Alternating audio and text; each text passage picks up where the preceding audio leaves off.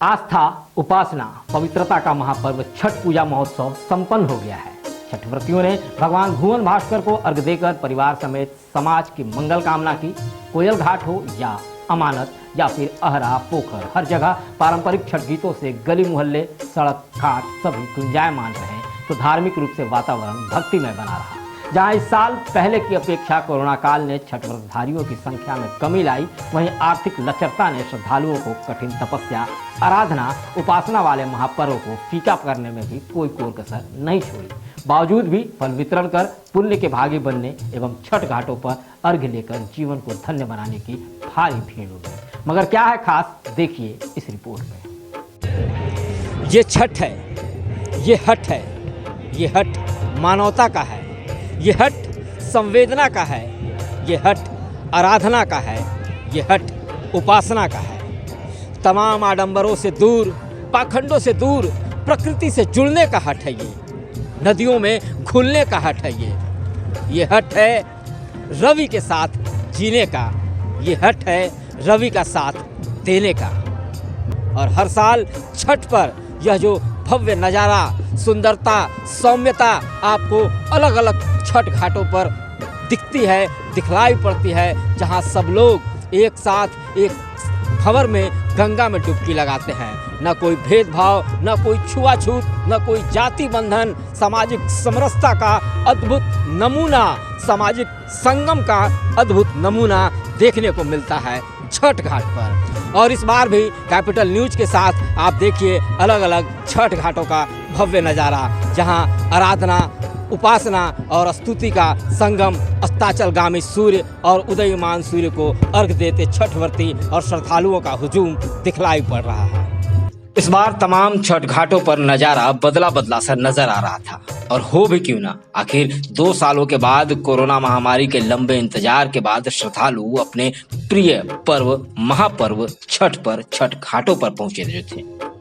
एक और प्रमंडलीय आयुक्त जटाशंकर चौधरी ने अपने परिवार के संग अपने आवास में बने तालाब पर छठ पूजा संपन्न किया, तो वहीं पुलिस कप्तान ने अपने परिवार के संग अमानत नदी छठ घाट पर पहुंचकर पूरी श्रद्धा और आस्था के साथ छठ किया। कोयल से लेकर अमानत तक छठ घाटों में उमड़ी आस्था की जनसैलाब। मगर सरकार के निर्देशों पर पालन करवाते प्रशासन के निर्देश ने सांस्कृतिक कार्यक्रम पर पाबंदी लगाकर थोड़ा फीकापन जरूर लाया। एसपी चंदन सिन्हा की मौजूदगी की खबर ने अमानत नदी घाट को स्वच्छ, सुंदर, सुरक्षित घाट का भरोसा फिर से अमानत के हिस्से डाल दिया, जहां उमड़ी आस्था असंख्य भीड़ ने छठ की महिमा को भव्यता और मनोरमता प्रदान की। ये छठ जरूरी है, धर्म के लिए नहीं अपितु समाज के लिए। ये छठ जरूरी है हम आप सभी के लिए जो अपनी जड़ों से कट रहे हैं, उन बेटों के लिए जिनके घर आने का ये मात्र बहाना सा है। ये छठ जरूरी है उस माँ के लिए जिन्हें अपनी संतान को देखे महीनों हो जाते हैं, उस परिवार के लिए जो टुकड़ों में बंट सा गया है।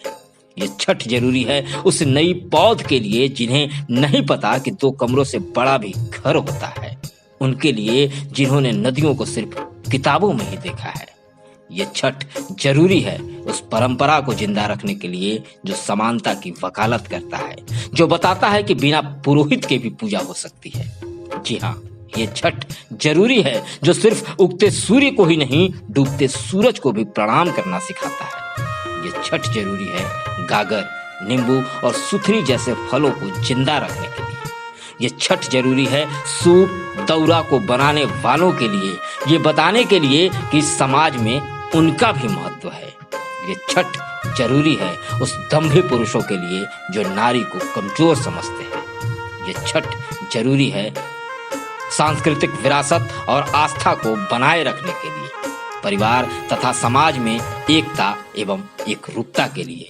जी हाँ, ये छठ जरूरी है, बेहद जरूरी है, और इसी जरूरत को पलामू ने पूरी संजीदगी से समझा और आस्था का भंवर, आस्था का पूरा सैलाब छठ घाटों पर उमड़ता नजर आया। कौन कहता है जो डूब गया सो छूट गया?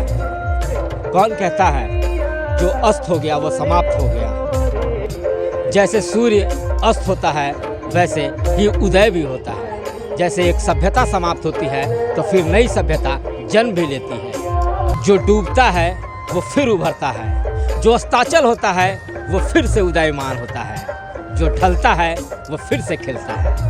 यही चक्र छठ है, यही प्राकृतिक चक्र छठ है और जीवन चक्र भी यही है। प्राकृतिक और जीवन चक्र को समझने का यह महापर्व छठ है और हर साल की भांति इस साल भी छठ पर पूरी आस्था और श्रद्धा तमाम छठ घाटों पर देखने को मिली।